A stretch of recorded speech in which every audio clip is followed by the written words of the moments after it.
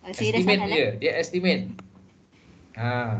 Kalau 200 populasi dia, lebih kurang 132 dia punya sampel dia. Itu je. Tapi you Oh, kata sini bukan pilih rawat secara rawat tu macam mana you pilih? Oh, saya Dekat salah saya lah kot. sikit. Saya salah lah kot sebab saya memang ikut Cressy Morgan ni. Berdasarkan populasi 200, lepas tu estimatenya 132, so saya ambil Ya. 132. Okey, itu betul. Betul, tak salah. Tapi macam mana you nak edarkan soal selidik tu kat 132 daripada 200 tu? Macam mana macam bagi kat orang tu? Ha. Oh, saya Siapa boleh buat? Siapa boleh jawab? Aduh. Saya Sekarang dah ni ha? ada 200 student, 200 orang. Okey. Sekarang ni you nak ambil 132. Macam mana you pilih secara rawat tu? Ah. Kalau yang saya buat dulu tu saya edar je link soalan tu. Itu edar yang kau rawat ikut suka kau lah tu kan? Tak betul lah tu. Oh ya ke? Saya ingat ni Ah, je. Apa edar tak edar tu. boleh. Oh, alamak dah salah dah ni. Kat sini ramai yang apa nama ni kan? Yang apa nama? Dengan beasiswa kan, yang buat tesis kan kat sini. Ya, Ramai kan? ramai. Apa antaranya? Norzi, lagi siapa Ada lagi? Penny. Fanny. Lah. Itu semua ada Viva tu. Sekarang ni Saya ingatkan kalau saya berpandu tanya Cressy Morgan. secara rawat tu macam Okay, mana you buat secara rawat tu? Kalau macam ni, okey, bilangan dia ramai, you nak ambil 132, you buat pemilihan sampel itu secara rawat sistematik. Macam mana yang dikatakan rawat sistematik? Okey. Siapa dulu PA 1 dengan saya? AKP 1? Ada tak? Tak ada? Saya. Siapa? Saya dengan Aisyah. Tahu kan macam mana saya ajar? Tapi dah lama tinggal doktor, bila nak guna tu barulah kena baca balik, kena study balik. Sebelum ni kita belajar KP1 kan, lepas tu tinggal. Bila nak buat tesis ni baru tahu cara. Lepas tu you ikut tak? Sistematik tu ikut tak? Kan itu doktor dah terangkan itu. Maksudnya macam mana kaedah kita nak pilih responden tu. Yang tadi kita nak tetapkan bilangan. Kalau Cik Morgan nak tetapkan bilangan. So doktor, macam mana cara kita nak pilih responden tu? Cara rawat mudah ke? Macam saya itu doktor prefer banci kan, bancian. Itu semualah. Sebab doktor kata sama dengan apa ni? Populasi tu sama dengan saya punya responden. Fahamlah macam tu. Jadi Nadibah, you pilih, you cari buat secara sistematik. Kalau macam ni kan dah salah kan? Okey, habis saya edar balik ke soal selidiknya ke macam mana? You ada Viva tak, Dibah? Tak ada. Tak ada? Saya coursework. Coursework. Okey. You ceritalah yang betul. Cerita ni kena betul. Cara persampulan ni kena betul. Walaupun kau dah buat dosa. Dah buat dosa penyelidikan. Tapi kan doktor sajalah. Tak salah kan kalau saya nak edar semula? Tak salah. Kalau nak edar semula tak salah. Tapi kalau dah tak ada masa, kau ambil je lah data tu, lepas tu taubatlah. Okey. Doktor, okey. Berkaitan persampulan ni, doktor, ada satu istilah yang enumerator tu. Maknanya dia lantik orang untuk bantu dapatkan data, dapatkan sampel. Enumerator, ya. Enumerator tu membantu penyelidik. Itu istilah dia. Oh. Tapi apa-apa assignment yang you nak bagi tu mestilah daripada you. Contohnya, okey sekarang ni saya dah kenal pasti dah 10 orang cikgu daripada sekolah A sana. Saya suruhlah si Fanny ke siapa, Fanny, ni 10 orang ni, ada 10 orang ni, you pergi jumpa cikgu sana ni. Jadi saya bayarlah numerator. Saya bayarlah dekat Fanny tu. Okey. Nanti jadi maknanya nanti tu masuk bawah rawak. Macam mana? Jadi itu masuk bawah rawak persamplan juga Bukan rawak persamplan. Bukan rawak persamplan. Rawak persamplan terbalik. Persamplan secara rawak. Itu persamplan secara rawak lah. Terima kasih Doktor. Okey. Jadi nanti you kena baiki sikit kat sini ni.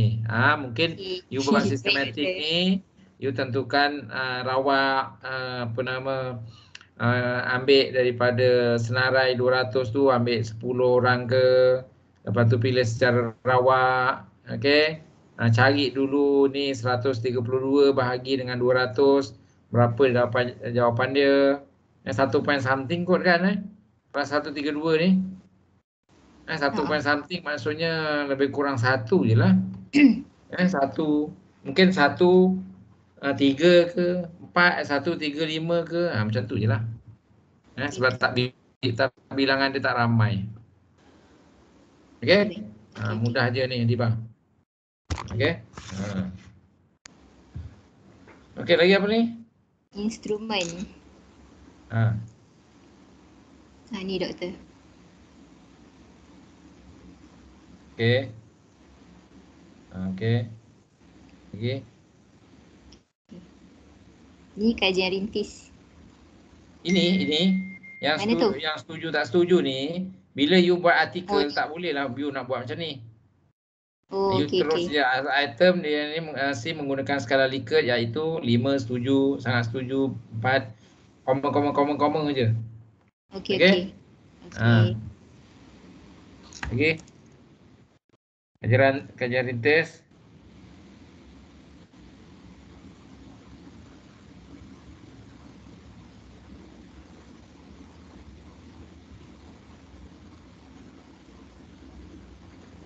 Okey.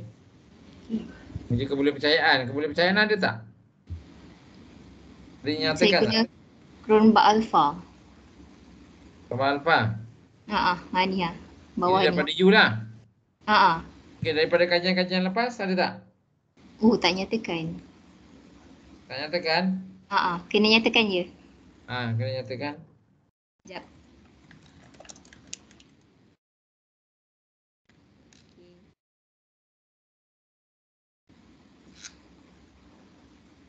Daripada kajian-kajian lepas lah. Nyatakan kajian-kajian lepas tu. Okey, seterusnya. Tak ada. Sekejap. Ni salah ni. Okey ni.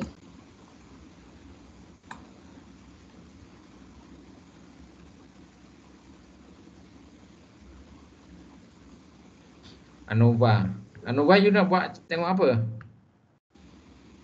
Saya nak tengok hubungan antara ni bawah ni. Mana? Berdasarkan faktor pengalaman mengajar, ada hubungan tak antara dua tu? Mana ada ANOVA? Tengok kolerasi lah. Okay, baik. ANOVA ni untuk tengok beza. Beza tapi benda 3. Melayu, Cina, India. Itu ANOVA. Kalau ini kolerasi, nak hubungan adalah kolerasi. Okey, baik. Jadi kat sini ni analisis ANOVA ni tak adalah. Analisis ni kalau you nak tengok ni. Untuk latar belakang ni kan. Jantina 2 kan? 2 TNX. Kalau umur tu you kategorikan umur lebih daripada 3 boleh gunakan ANOVA. Pengalaman mengajar kalau lebih daripada 3 tahap tu 5 hingga 10, 10 hingga 15, 15 hingga 20. Itu nak tengok beza tu antara pengalaman tu, mungkin boleh buat ANOVA.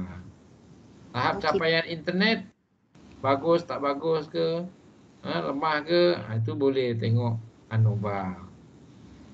Kalau sumber internet dan kelajuan internet, perlu ke nak cari ni? Kalau tak perlu, tak payah. Kalau nak tengok kalau nak tengok kesediaan, hubungan antara kesediaan tu dengan tekanan psikologi tu, buatlah kolerasi je. Okey, baik. Berapa nilai R dia, berapa nilai significant value dia. Macam tu je. Simple je ni. Okey. Okey, itu je. Itu je. Okey, nanti baiki ya. Okey, baik. Terima kasih doktor. Okey, sama-sama. Sekejap. Okey. Sekarang ni kita terus kepada pembentangan hari ni kan. Dapatan kajian. Dah siap dah semua? Saya belum. Okey. Siapa nak mula dulu? Minggu depan hari apa Hari Rabu. Kalau saya, ingatkan saya nak cuti. Kalau saya cuti, saya kata saya duduk hotel ke, saya bawa laptop, saya akan cakap lah ada kelas. Kalau tak ada tu kita bercuti lah sama-sama. Boleh doktor, soalan. Okey. Saya fleksi lah sikit. Sebab dah ini hari ni dapatan kajian, minggu depan kalau ikutkan dia perbincangan, ada lagi 2 minggu lah macam tu. Okey. Tapi tengoklah macam mana progress. Aisyah. You habis semester sampai bulan berapa Bulan 1 kan? 2 kan? Kalau tengok kalkulasi sesi belajar tu bulan 1 habis doktor. Bulan 1 habis belajar. Habis 3 bulan Januari. 3 Lepas tu dah bulan. study 3 minggu. Hujung Januari. 3 minggu. Oh, hujung Januari. 23 Januari. Tak apa. Tapi kalau cuti SEM tu 282 doktor. 28 bulan 2 kalau start cuti SEM. Oh, okey.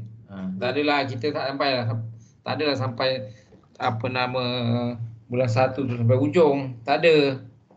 Ini kita lagi sikit je. Tapi kena hari-hari macam ni lah, kena tiap minggu. Rajin-rajin sikit. Okey. Okey, siapa nak bentang dulu? Fanny. Boleh. Sila. Okay, saya share.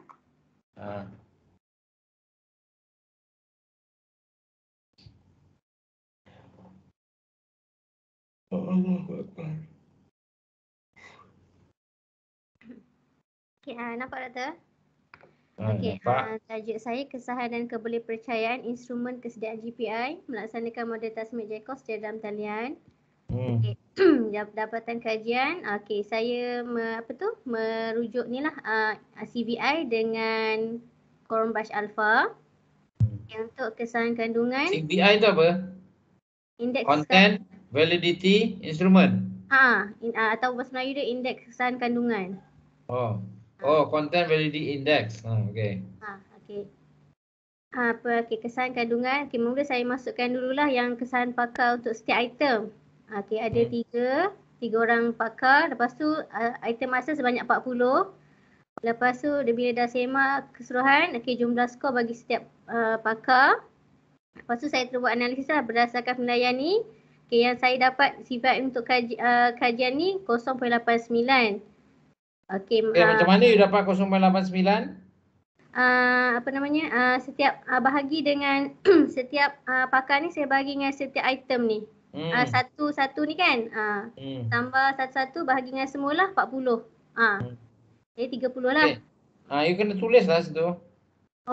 Dekat formula dia. Ada dekat saya punya dekat bahagian metodologi saya dah bagi dia punya formula. Formula dah bagi dekat metodologi. Okey, kat sini dia punya itu formula dia. Kat sini dia punya ni lah. Gunakan formula tu dalam bentuk ni lah. Ada situ. Oh, kena masukkan dalam perenggan. Sebabnya you punya ni 0.89 ni macam mana you dapatkan 0.89 ni? Oh. Kat bawah ni you tulis lah. Dekat perenggan ni lah, doktor. Cohen. Saya David. Kan tu Cohen kan? Saya guna David. Mana tadi? Polit and break ke apa? Apa dia? Polit 30 tambah 39 tambah 38 kan? Lepas tu bagi dengan 3 kan? Betul.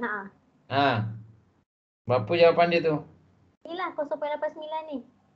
You kena tulis lah sikit kat situ. Okey. Okay, nanti betulkan. Okey. Kat sini doktor. Lagi? Okey, lepas tu masuk melepas lah Davis kata mesti melebihi 0.8. Saya guna Davis ni. Okey. Lepas tu selepas perbincangan semula dengan pakar, kita buat penambahbaikan. Ini yang inilah daripada ini nilai lah ni cara kira doktor. Ini dapat kat sini. Sorry, lupa pula. Ini punya keseluruhan. Ini kira boleh ke doktor? Ke kena masuk juga ayat dalam ni? Setiap konstruk saya, pengetahuan pakar 1 bagi ni daripada yang ada tak kat sini? Kat sini tak ada pun. Mana? Ni kat sini. Yang saya atas tak masukkan dalam perenggan. Saya tak cerita dalam perenggan. Masuk cerita dululah. Masuk cerita dulu. Cerita dulu. Okey. Yang jadual ni kekalkan lah. Lepas saya cuma tambah dekat ni. Okey. Inilah dia punya ni. Okey. Lepas tu. Itu jumlah dia tu kan? Betul. Okey. Okey. Lepas tu jadual 3 ni rumusan lah penentuan selepas pakar tu. Daripada 40 tinggal 36. Daripada 10 ni buang 2 jadi 8, 20 buang 2 jadi 18, 10 buang 1 kita tambah 1 jadi kekalkan 10 jadi 36 lah. Ni sebanyak jumlah lah tulis bawah sini jumlah. Okey, yang saya tambah jumlah item. Okey, jumlah item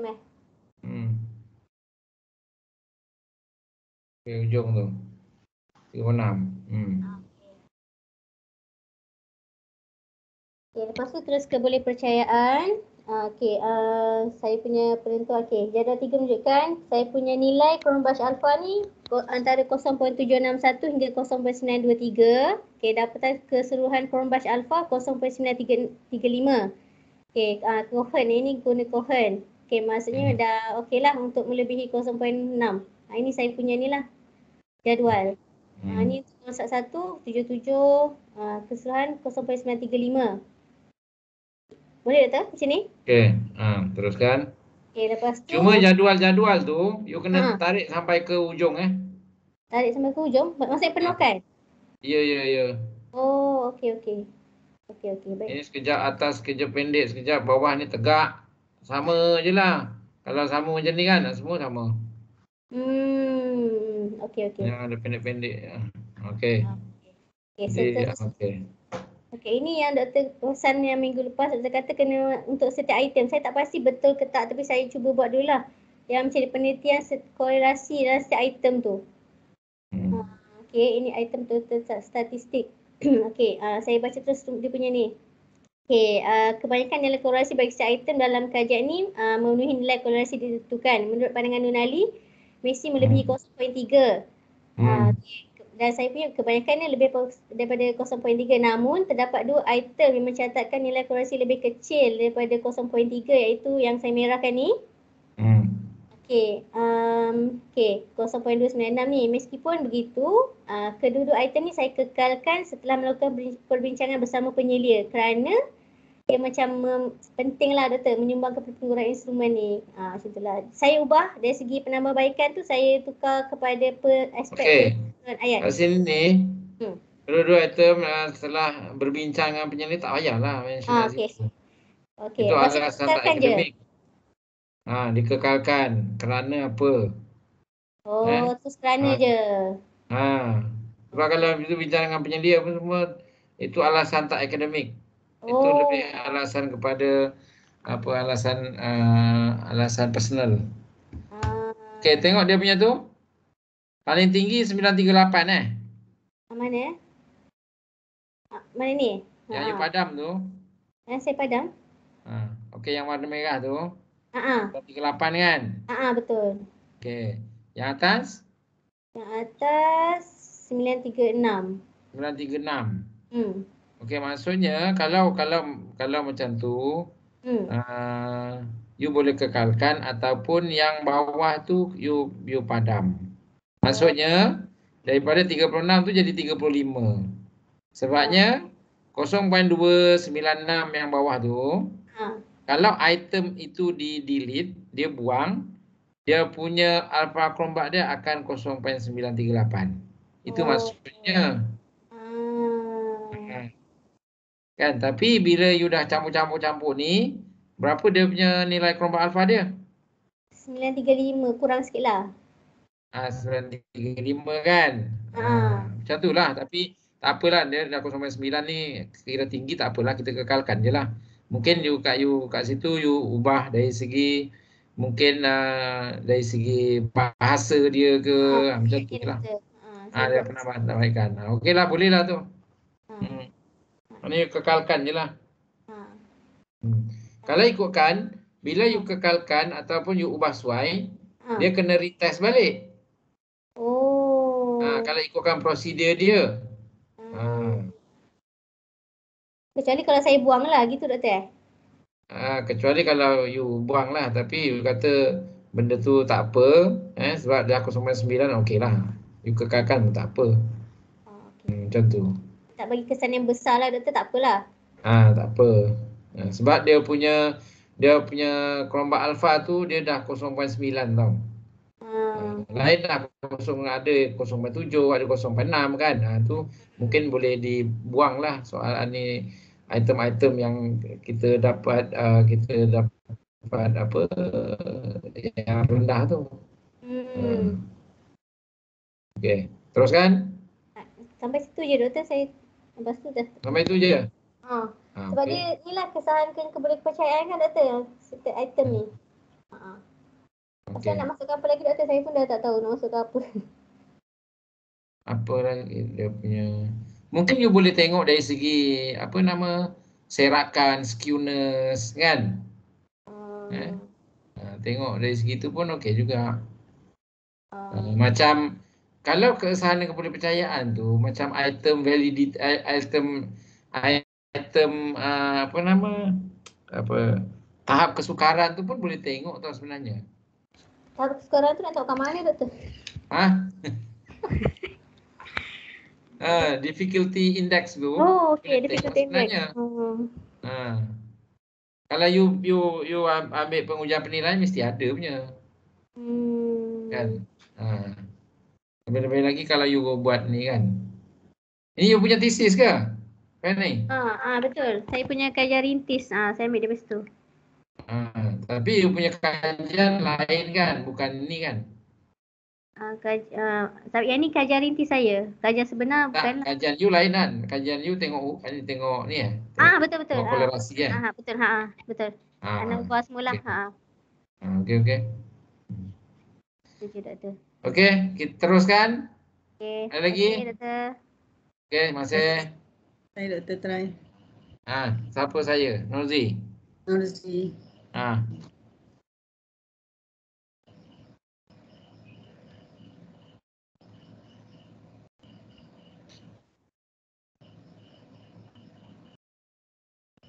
Nampak tak doktor? Nampak. Tak pasti lah ni doktor betul ketak ni, ringkas je ni. Analisis keperluan. Saya punya kajian analisis keperluan, pembangunan aplikasi, mudah alih Mycori, murid prasekolah. Okey, dalam soal didik tu ada 3 konstrak. Yang pertama demografi. Demografi saya ambil 3 item sahaja. Okey, demografi, kemudian yang atas tu apa dia tu Nurzi? Ini interpretasi Skomin ni kena masuk tak doktor? Sebab saya tengok majoriti jurnal sebelum jelaskan konstrak-konstrak tu dimasuk ni dulu. Betul tak doktor? Tak apa sesuai lah. Itu masukkan dalam bab 3 lah. Maksudnya masukkan dalam bab method lah. Yang tak perlu masuk dalam method ni. Okey.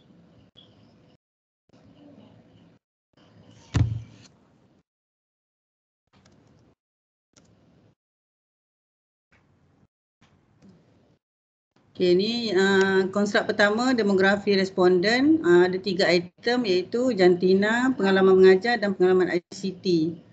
Kini dia punya apa ni? Dia punya kiraan ataupun dapatan lah. Saya buat secara deskriptif je doktor. Okey, lepas tu? Kini dia punya laporan lah. Okey, kemudian konstruk yang kedua, apa ni? Persepsi guru. Persepsi guru terhadap kaedah pengajaran Al-Quran. Okey, kat sini ada 5 item. Ni dia punya dapatan. Kemudian ni dia punya... Apa dapatan dia? Dapatan dia apa? Hasil analisa data mendapati bahawa guru-guru mempunyai persepsi yang positif terhadap penggunaan kaedah yang sesuai dengan kaedah pengajaran berdasarkan kebolehan murid. Kalau ikutkan kat sini ni, dia punya keseluruhan dia berapa? 3/4 ni ke? Keseluruhan saya tak masuk pula doktor. Dia punya keseluruhan. Okey, sekarang ni, you punya ni, item ni, keseluruhan nilai min untuk ke-5 ni, 1, 2, 3, 4, 5 ni, apa nama, berapa dia punya nilai min dia? Yang tu saya tak masukkan. Dia punya jumlah tu. Kena masukkan bawah tu. Okey. Bukan jumlah keseluruhan. Nilai min keseluruhan. Okey. Nilai min keseluruhan.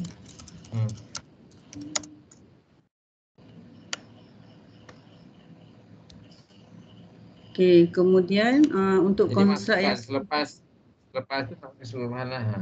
Okey, lepas tu? Kat bawah tu kat bawah ni selepas kita nikan satu-satu item tu, bawah sekali tu nilai min keseluruhan. Betul tak? Okey, apa maksud dia tu? Maksudnya apa?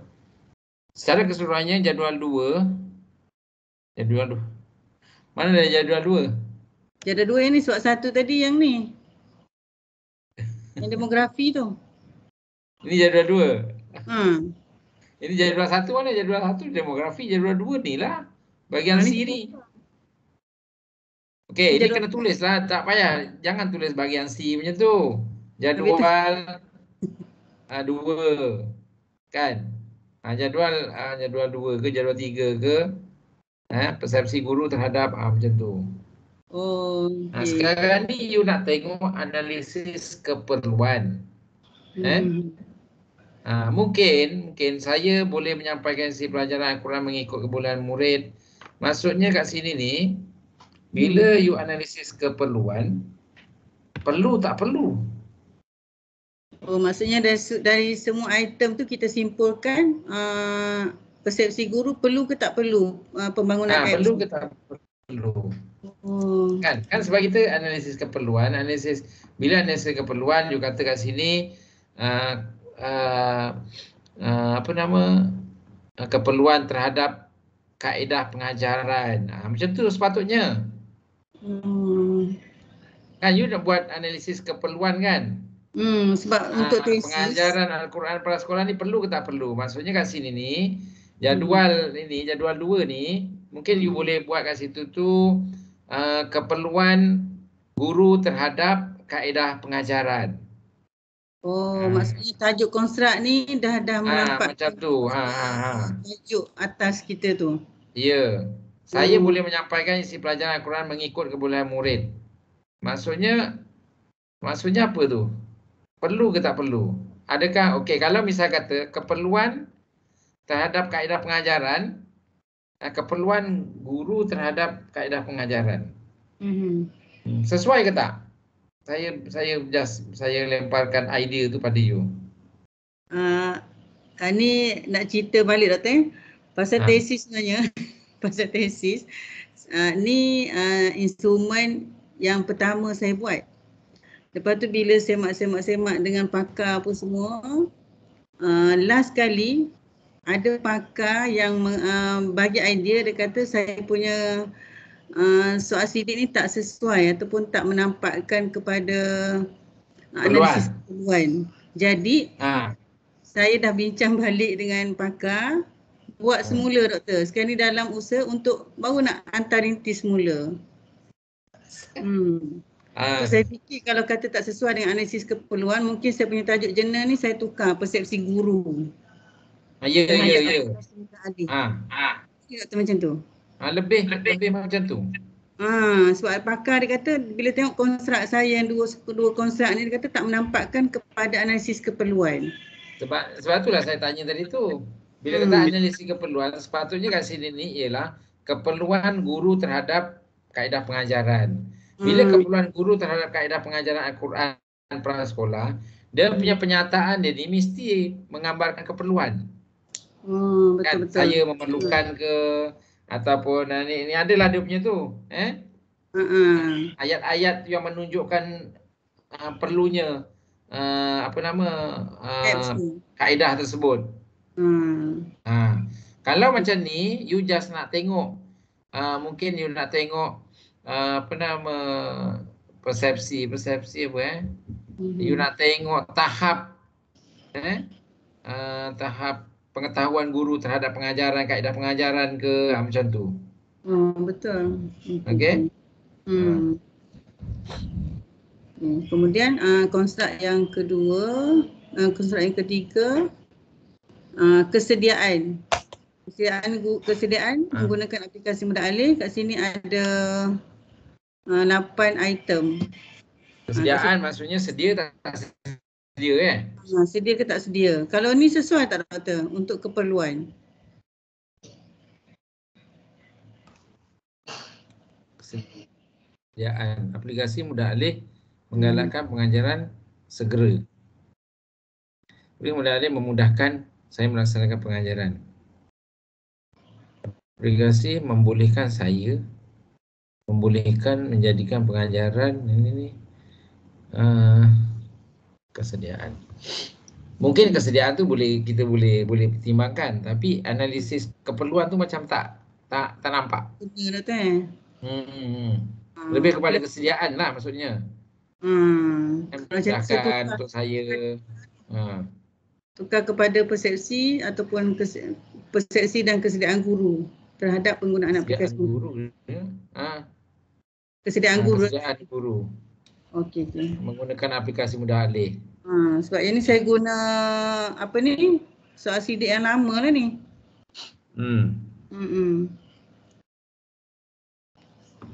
Okey, terus. Okey, ni dia punya laporan doktor. Itu je lah. Lepas tu saya punya kiraan ni dalam 700 patah je. Kalau ikutkan doktor itu, doktor nak 1000 sampai 1500 kan.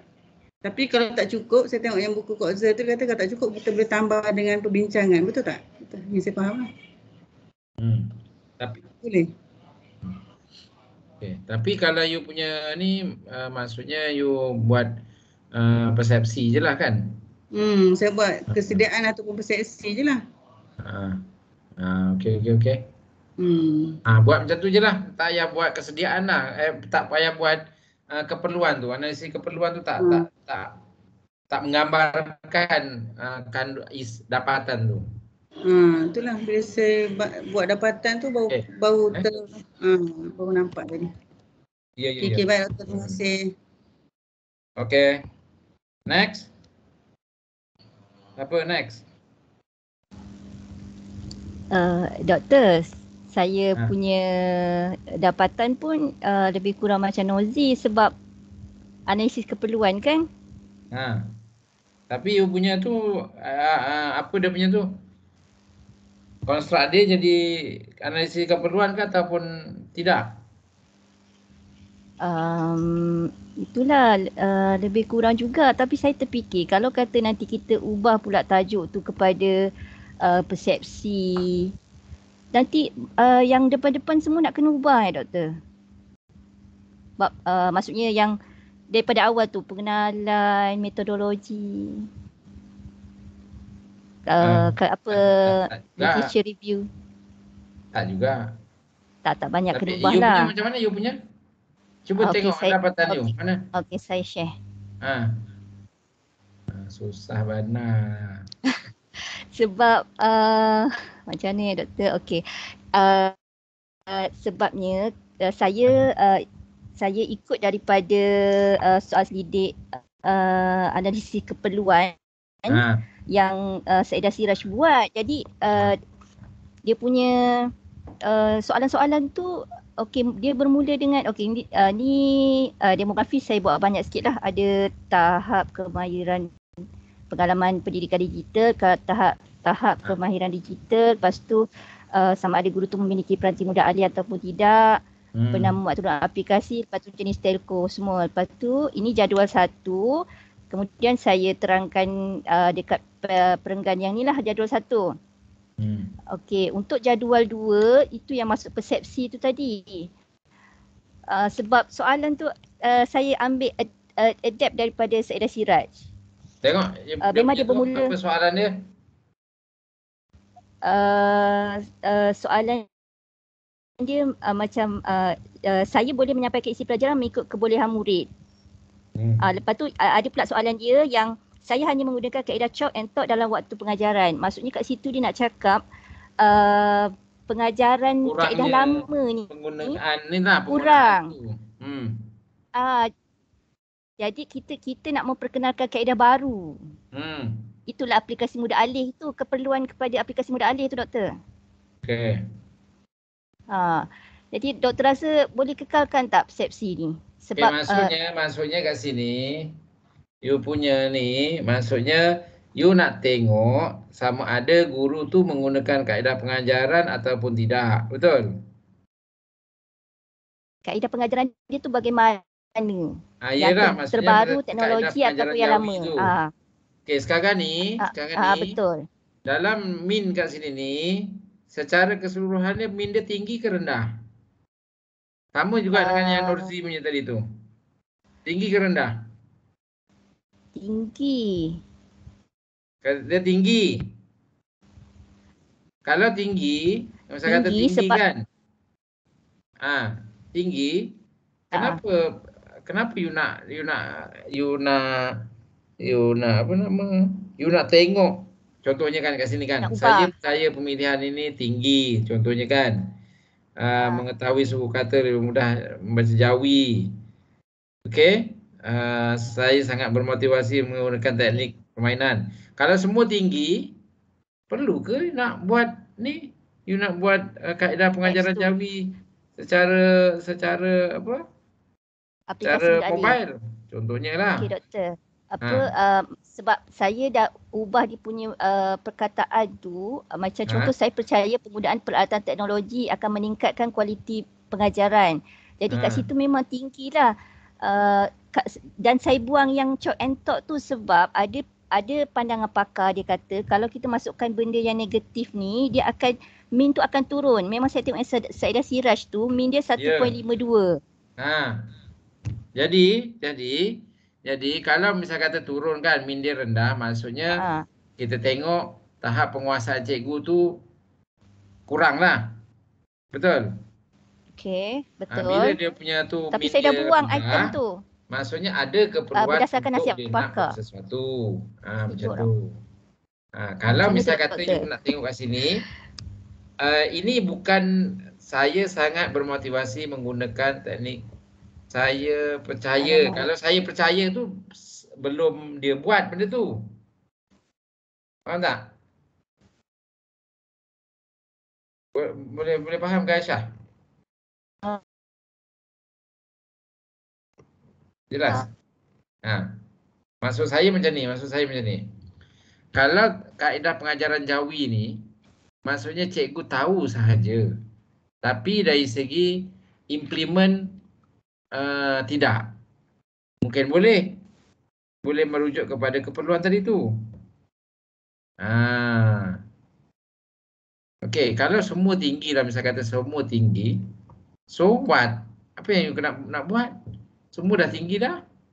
Tapi bagi you rasa mungkin ini adalah penyataan secara umum kepada cikgu. Itu adalah pandangan dia sahaja. Okey, maksudnya pandangan berdasarkan kepada pengetahuan cikgu tu, bukan kepada amalan dia. Kan? Boleh faham tak? Ada dua makna kat situ. Tengok Hasil analisis data mendapati bahawa para guru mempunyai persepsi yang positif terhadap penggunaan pengajaran. Apabila saya percaya ini positif, tinggi. Min 4.16. Tahap persetujuan setuju dan sangat setuju.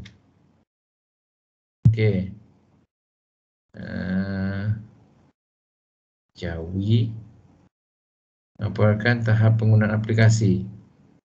Okey, aplikasi mudah dapat membantu ni. Okey, ini tinggi tak? Keseluruhan dia. Aisyah?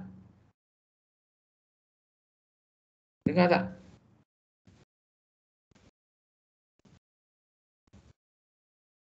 Aisyah tak dengar lah Aisyah.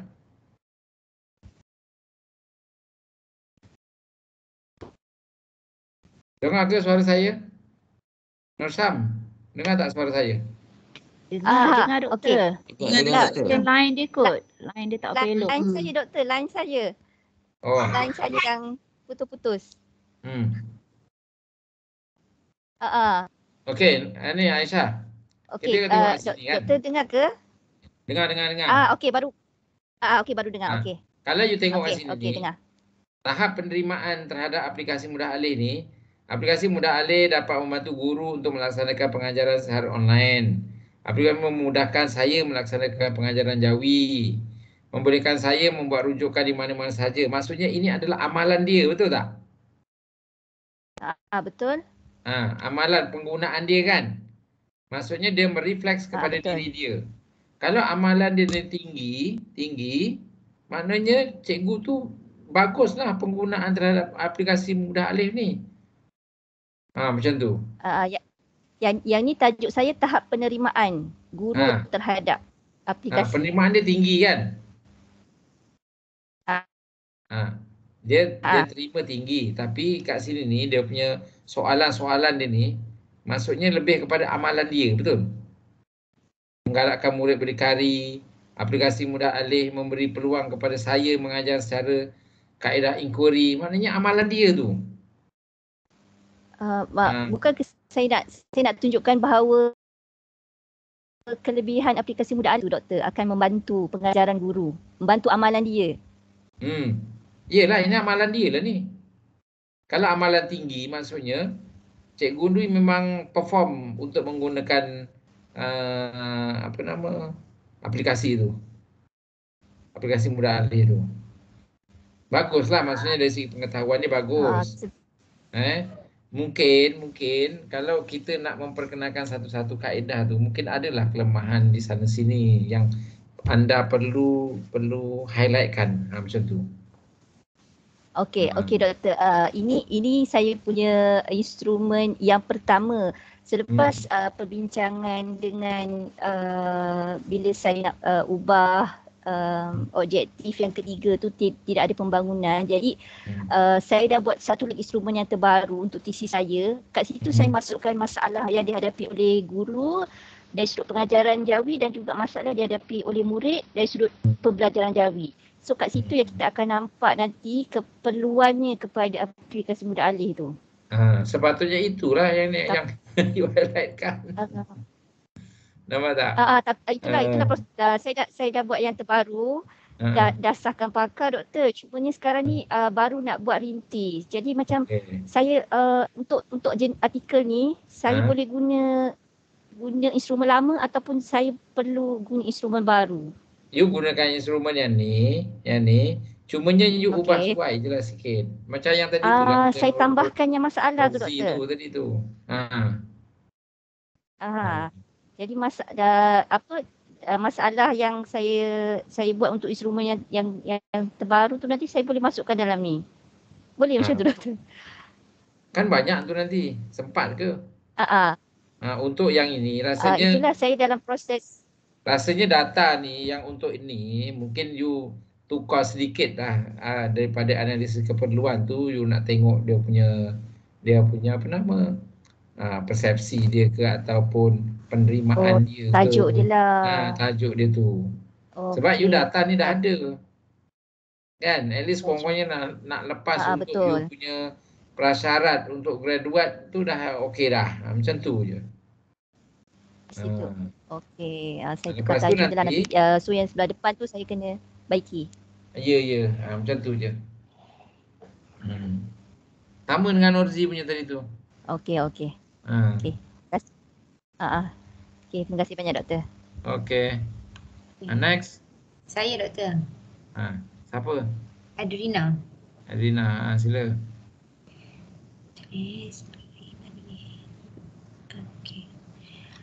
Okey, yang ni saya sama dengan Benny. Tajuk keabsahan dan kebolehpercayaan instrumen pelaksanaan pengajaran pembelajaran talian.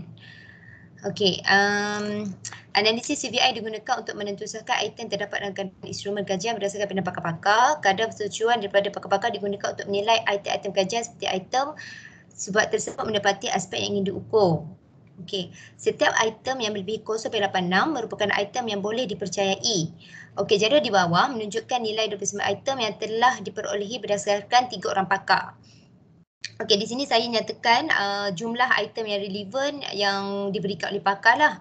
Kalau pakar 1 mendapati telah menyetujui bahawa 27 item relevan bagi pakar 1, 24 item bagi pakar 2 dan 24 item bagi pakar 3. Pengkaji telah punya item ni you ubah suai ke ambil yang sebiji daripada kajian lepas? Mana? Item mana ni? Saya adaptasi. Adaptasi baliklah semula? Ya. Okey. Tengok atas tu tulisannya apa? Apa? Tulisan apa? Okey ni. Kadar nanti dulu. Kadar persetujuan pakar digunakan setiap item. Okey. Okey, lepas tu bawah ni pengkaji telah menggunakan formula daripada Pauling and Beck 2006 untuk mengira nilai CVI. Okey, tadi Dr. Suroveni masukkan pengiraan kan? Saya masukkanlah pengiraan nilai CVI bagi pakar 1 adalah 27 item bahagi dengan 29 item. Secara keseluruhan lah, dia ada 29 item. Jadi bagi pakar 1, bagi pakar 2 juga saya buat 24 item bahagi 29 item bagi pakar 2 dan 24 item bahagi 29 item bagi pakar 3. Okey, jadual 2 menunjukkan nilai CVI yang diperolehi bagi 29 item. Okey, secara keseluruhannya, purata indeks yang ni keseluruhan bagi pakar 1, pakar 2 dan pakar 3, dia keluar purata indeks kesahan kandungan ni adalah 0.91. Di sini saya nyatakan cara pengiraan dia lah, iaitu mengira jumlah CVI, jumlah dia adalah 2.73. Apabila saya jumlahkan dia keluar 2.73 bahagi dengan bilangan pakar dan jawapan yang hasilnya diperolehi adalah 0.91. Okey, menurut pandangan pakar, purata indeks kesahan kandungan 29 item ini boleh diterima. Dapatan ini turut dipersetujui dengan dipersetujui oleh pendapat Davis 1992 yang menyatakan bahawa nilai kesahan purata indeks kesahan kandungan CVI yang melebihi 0.80 adalah mendapati indeks purata kesahan kandungan yang baik. Okey, ini bermakna nilai purata indeks CVI telah diterima dan mencapai tahap kesesuaian bagi 29 item dalam instrumen PDPDT. Walau bagaimanapun, satu item terpaksa digugur setelah ketiga-tiga pakar menyepakati bahawa item tersebut tidak diperlukan dalam kajian ini.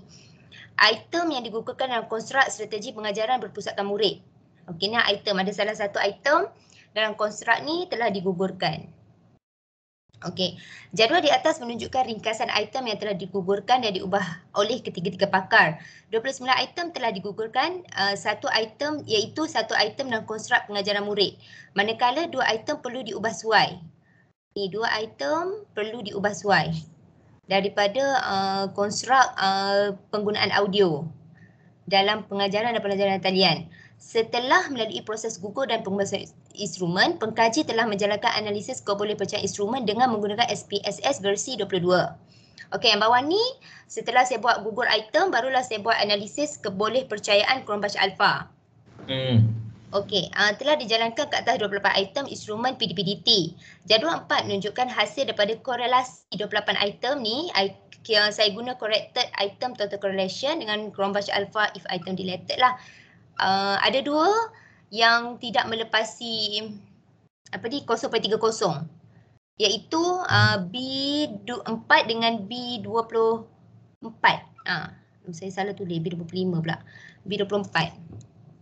Okey, jadi telah mencatatkan nilai yang lebih kecil daripada 0.30. Oleh itu, penambahbaikan dan penstrukturan semula ayat bagi kedua item tersebut perlu dilakukan agar item tersebut boleh digunakan. Ini kerana kedua-dua item tersebut penting dan menyumbang kepada pengukuran dalam instrumen PDPDT. Okey, hasil analisis kebolehpercayaan instrumen PDPDT secara keseluruhan bagi 28 item keempat-empat konstruk ni adalah sangat tinggi, iaitu 0.91. Ni adalah interpretasi dia lah. Okey, yang interpretasi ni saya ambil daripada Cohen 2007 yang menyatakan bahawa 0.90 berada apabila nilai Krombash alfa 0.90 ke atas berada pada tahap yang sangat tinggi. Itulah secara keseluruhannya hasil analisis daripada CVI dan kebolehpercayaan mendapati instrumen PDPDT boleh digunakan pakai dalam kajian sebenar. Namun, pengkaji perlu mengubah sesuai beberapa struktur ayat dalam item berdasarkan ulasan yang diberikan oleh pakar. Itu je, Doktor. Okay. Habis dah? Habis dah. Okey. Boleh dah ni. Boleh Okey. Terima kasih, Doktor. Okey. Yang tadi tu sama lah dengan yang lepas-lepas tadi tu kan? Siapa tadi? Fanny. Fanny kan? Ya. Okey. Okey, terima kasih. Edrina. Ya, saya. Seterusnya, siapa? Norsam. Saya. Ya, Doktor. You all tak ngantuk ke? Tak penat ke?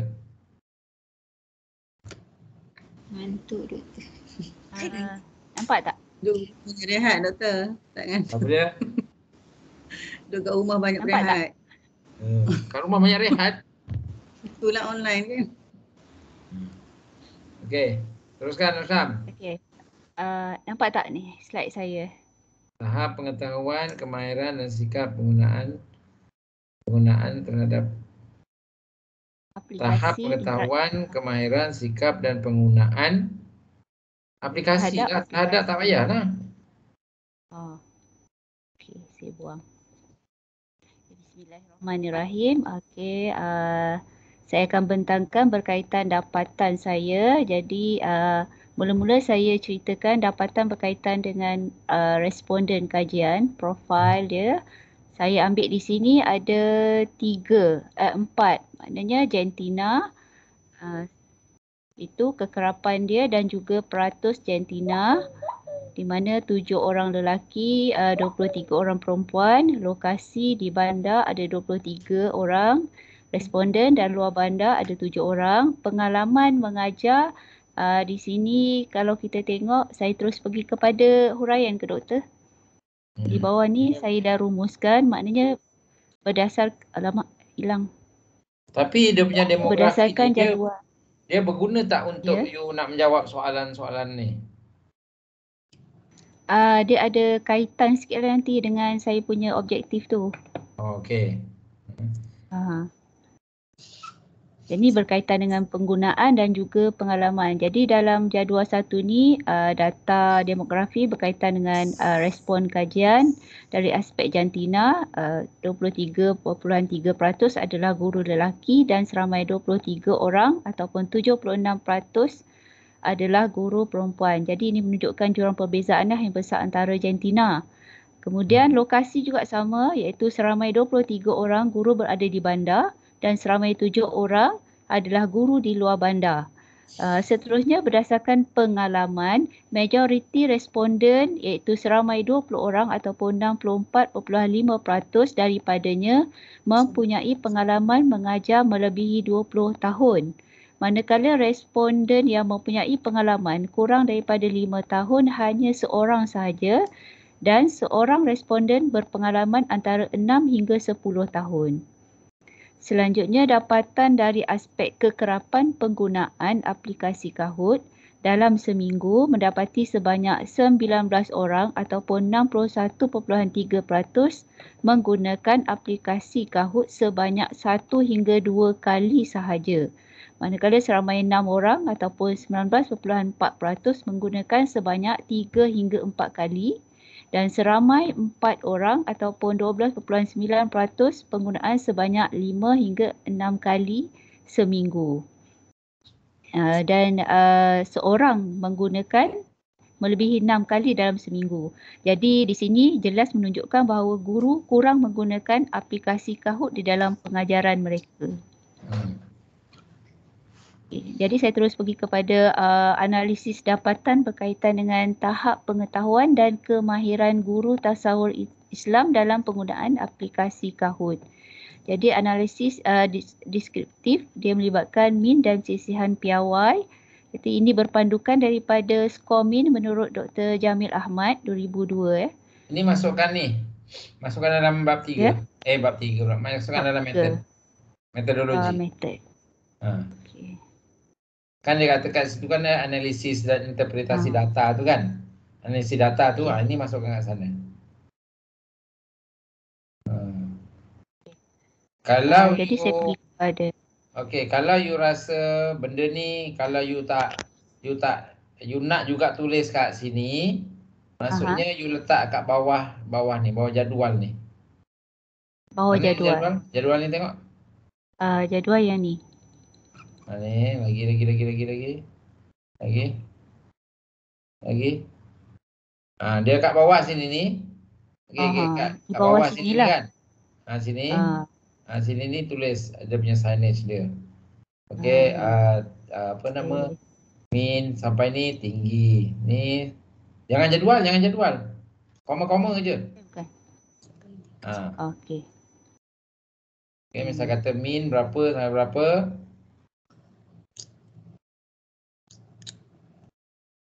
Tak payah menurut. Tak payah macam ni. Tak payah. Tulis nilai min dia. Saya ambil lah nilai min yang di atas ni. Ni 3.67 sampai 5 tulis kat situ tinggi. Lepas tu koma 2.34 ke ni sederhana. Macam tu je. Okey. Saya pindahkan di sinilah nanti. Okey. Jangan dalam bentuk jadual saya dalam ubah ayat lagi. je, koma-koma je. Bentuk ayat. Okey.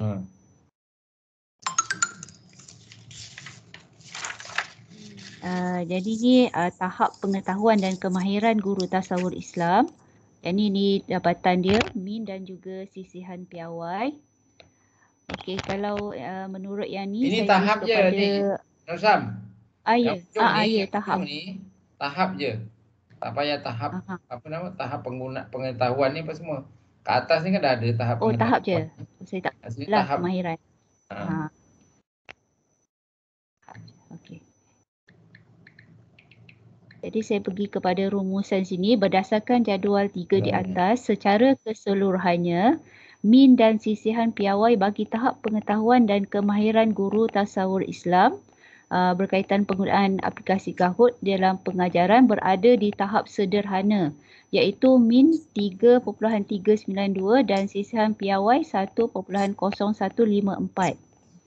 Manakala item saya mengetahui cara memberi pautan kuis kepada murid mencatatkan min sederhana tinggi. Jadi ini bermakna guru mempunyai pengetahuan asas berkaitan aplikasi Kahoot dan mengetahui cara memberikan pautan aplikasi kepada pelajar.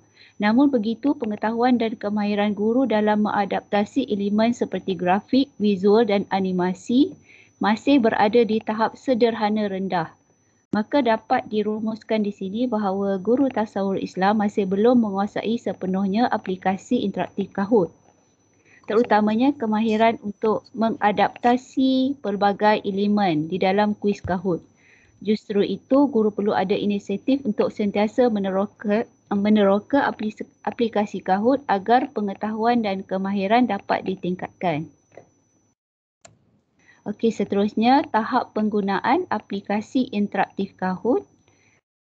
Jadi jadual dia, alamak dia terlari pula. Ni jadual dia. Saya buang penggunaan.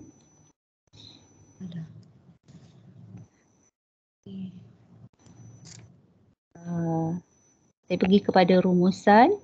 Jadi berdasarkan jadual 4 di atas, tahap penggunaan aplikasi Kahoot dalam kalangan guru tasawur Islam berada di tahap sederhana iaitu min 3.2833 dengan sisihan piawai 0.9129. Bagi item saya menggunakan media elektronik seperti telefon bimbit atau komputer semasa pelaksanaan aplikasi dalam pengajaran mencatatkan skor min tertinggi dengan 3.4839 dan sisihan piawai 0.9616. Ini bermakna guru-guru tasawur Islam cenderung menggunakan media elektronik seperti telefon bimbit atau komputer di dalam pengajarannya. Manakala item yang mencatatkan min terendah ialah saya menggunakan dalam pengajaran setiap kali sesi pembelajaran. Maknanya menggunakan aplikasi Kahoot lah. Dengan min 2.935 dan sisihan piawai 0.727. Memberikan petunjuk bahawa penggunaan aplikasi Kahoot bukanlah pilihan utama bagi guru-guru tasawur Islam di dalam pengajaran mereka. Oleh itu, dapatlah dirumuskan di sini bahawa penggunaan aplikasi Kahoot dalam kalangan guru tasawur Islam masih di tahap sederhana dan tidak diadaptasi sepenuhnya di dalam pengajaran mereka. Hal ini juga menunjukkan tidak semua guru menggunakan aplikasi Kahoot sebagai pentaksiran formatif dan alternatif ulang kaji di rumah. Okey, kemudian kita pergi kepada tahap sikap guru terhadap penggunaan aplikasi interaktif Kahoot dalam pengajaran tasawur. Jadi berdasarkan jadual 5, saya pergi terus kepada rumusan. Jadi berdasarkan jadual 5 berkaitan dengan sikap guru terhadap penggunaan aplikasi Kahoot di dalam pengajaran menunjukkan tahap sikap yang tinggi dengan min keseluruhan 3.832 dan sisihan piawai 0.9663. Ini jelas terbukti bahawa guru tasawur Islam mempunyai sikap yang positif terhadap penggunaan aplikasi Kahoot di dalam pengajaran. Malahan item saya bersedia mengikuti kursus penggunaan aplikasi Kahoot sehingga berupaya melaksanakan proses pengajaran yang lebih efektif. Dan saya suka menggunakan aplikasi Kahoot semasa mengajar kerana ia memudahkan saya menyampaikan bahan pelajaran dengan berkesan. Menunjukkan min tertinggi iaitu 4.0 dan 4.12. Menandakan guru bersedia meningkatkan kemahiran diri mereka dengan mengikuti kursus berkaitan aplikasi Kahoot dan keterujaan mereka untuk menggunakan aplikasi Kahoot di dalam kelas.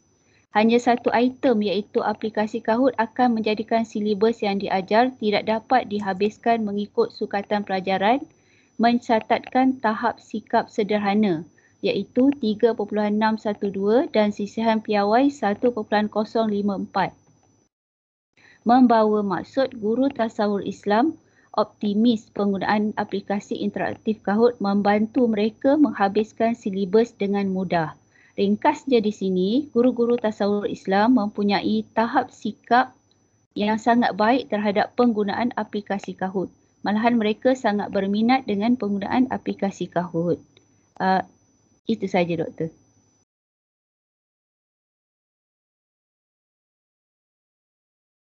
Okey. Tengok dia punya tu lengkap sikit lah sebab you jelaskan item-item yang you rasa perlu di highlightkan lah. Okey. Okey, boleh juga macam tu. Okey. Okey, kita teruskan. Ada lagi tak? Sekarang ni tadi saya tak tulis tadi. Yang saya ingat Norzi, Fanny, Adrina, lepas tu Norsham, Aisyah, 5. Diba yang lepasnya. Ada lagi? Next. Ada lagi, boleh kot satu dua orang ke? So sekarang kita rehat lah. Kita habis.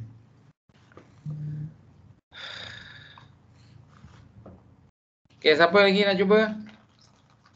Cuba je. Tapi nanti kan dia punya format yang you buat tadi ni, you punya format kena reorganize balik jangan terlampau banyak sub topik tu. Untuk pembentangan ni okeylah. Teruskan? Ada lagi tak? Doktor nak tanya sekejap. Doktor nak tanya. Maksudnya penulisan yang kita buat ni berpandukan kepada Koza punya penulisan. Ya. Tapi kalau kata untuk publish nanti, maksudnya kita kena susun balik mengikut template yang kita nak hantar tu lah. Ya. Saya minggu depan, Doktor. Oh, okey. Apa? Maksudnya cara penulisan je lah kita ikut Koza kan? Ya. Sekarang ni untuk penilaian ni, you tulis macam Koza lah. Ada pengenalan, ada literature, ada metodologi, ada finding dia, ada perbincangan dia. Okay? Perbincangan dan conclusion ke. Lepas tu ada dia punya abstract dia. Okay? Itu untuk penilaian lah. Untuk penilaian semester ini.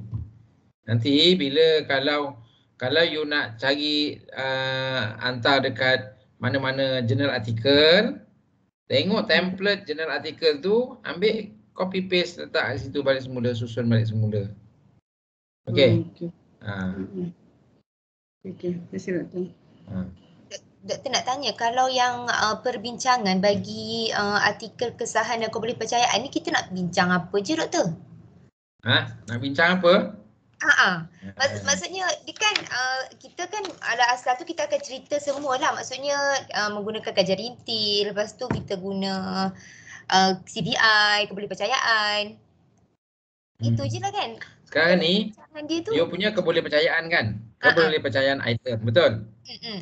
Tinggi ke rendah? Tinggi. Kenapa tinggi?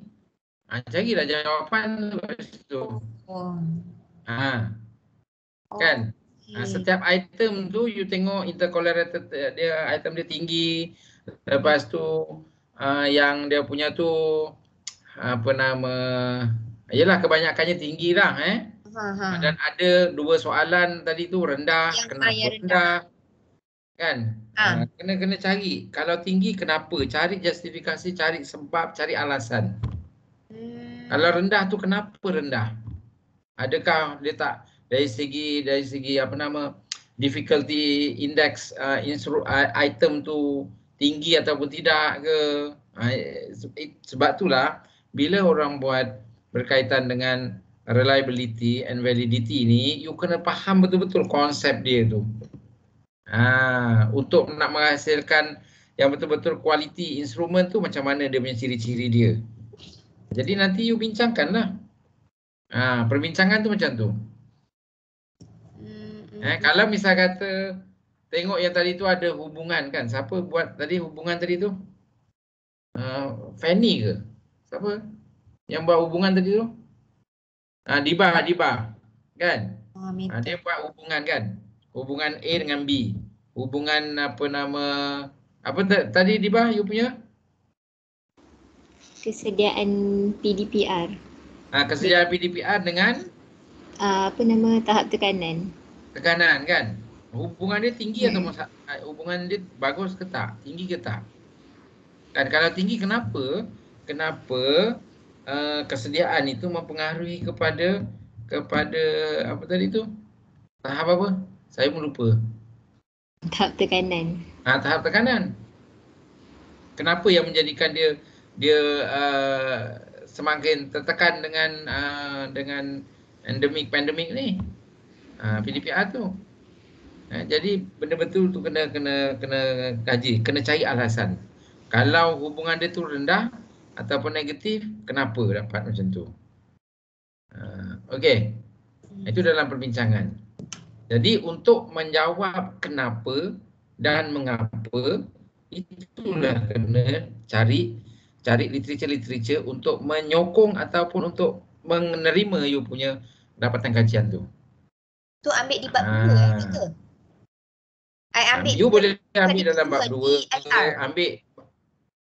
ambil daripada literature review. Kalau boleh, sokongan itu mesti literature yang terkini. Baru mantap you punya perbincangan. Apa yang selalu kita tengok orang tulis tu, okey, dapatan ini disokong oleh kajian ni. Dapatan ni menyokong, sokong tak suka, sokong macam tu je. Sepatutnya tak boleh macam tu. Kan mungkin dapatan anda ni mengukuhkan dapatan ini kenapa, sebab apa. Carilah alasan. Nanti kita tengok dalam perbincangan tu apa dia punya kriteria dia. Jadi perbincangan asing, rumusan asing. Perbincangan dengan rumusan. Mula bincang dulu, lepas tu nanti buat rumusan lah. Dalam satu subtopik lah. Boleh juga buat satu subtopik. Tak ada masalah. Okey, boleh. Okey, terima kasih Doktor. Okey. Lagi? Yang Roslan bila? Minggu depan ke? Apa lagi ni? Adrina Nurai. Minggu depan Syah. Roslan minggu depan dengan Izwan tak ada ke Izwan? Saya pun minggu depan Doktor. Tak lengkap ni. Ya Doktor, minggu depan. Dengan Zulkarnain. 3 orang lah minggu depan. Okey, tak apalah. Okay, you prepare je lah. Okey, Diba pun kena minggu depan Diba Ya Doktor, saya pun tak Diba dengan siapa nama? Nadira. Beritahu dia. Beritahu si Nadira tu, dia punya reka bentuk tu saya dah baca. Okey, yang awal tu kena baiki. Reka bentuk dia tu tak betul.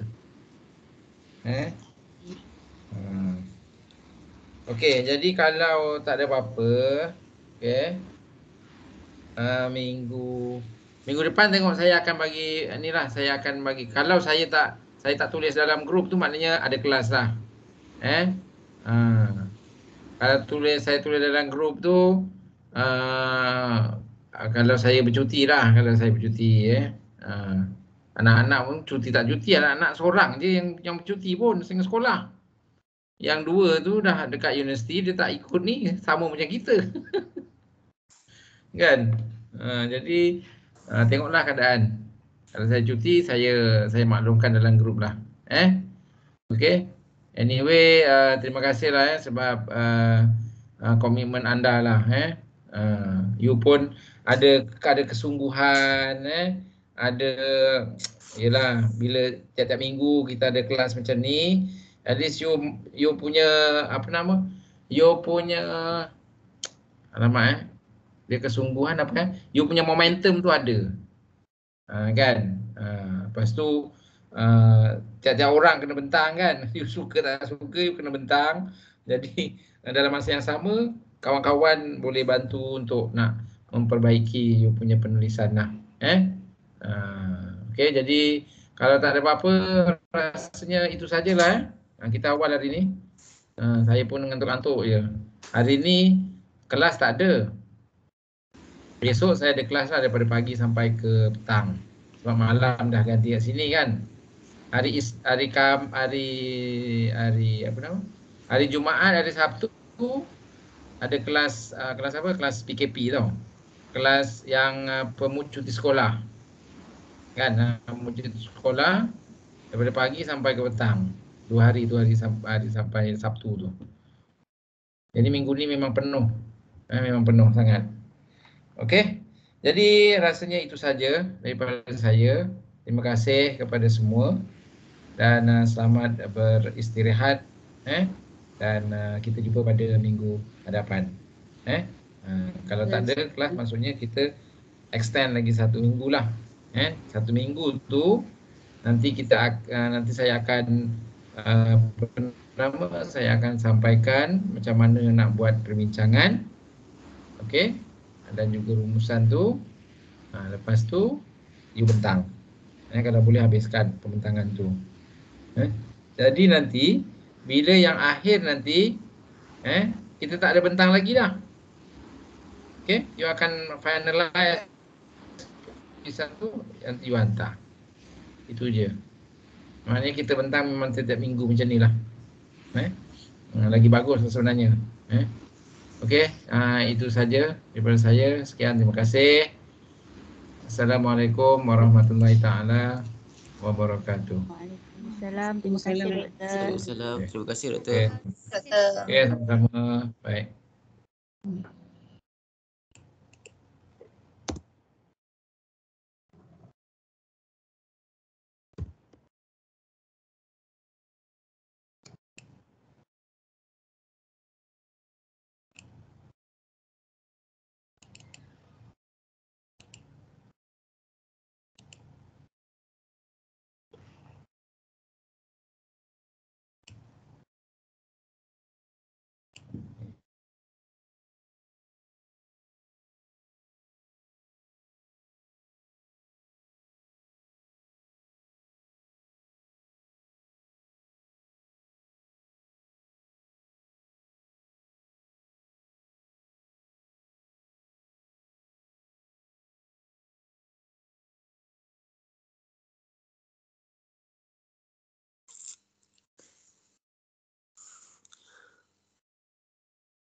Yang ni ada rakaman ke?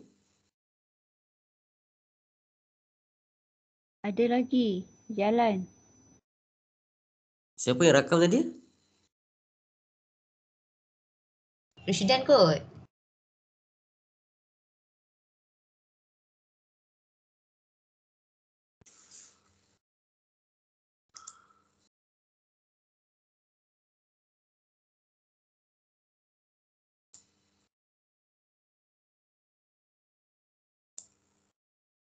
Dan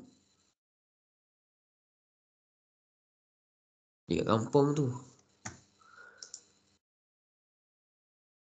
Line dia tak okey kot.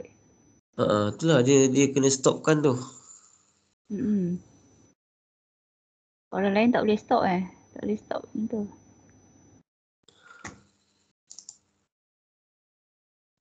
Nah, akak tengok Nah bentang kat apa benda lah Nah cerita ni. Nah tak buka mic. Tak tutup pun tu, tutup dulu. Tutup dulu.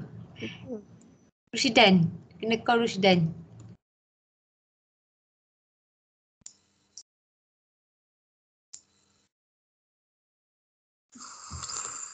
Zul kena call. Ya, saya call dia. Dia dah leave.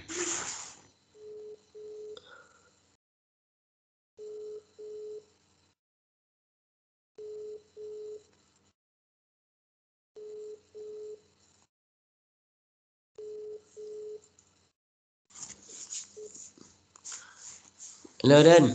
Salam Dan. Entah tak ni, tak offkan ni recording.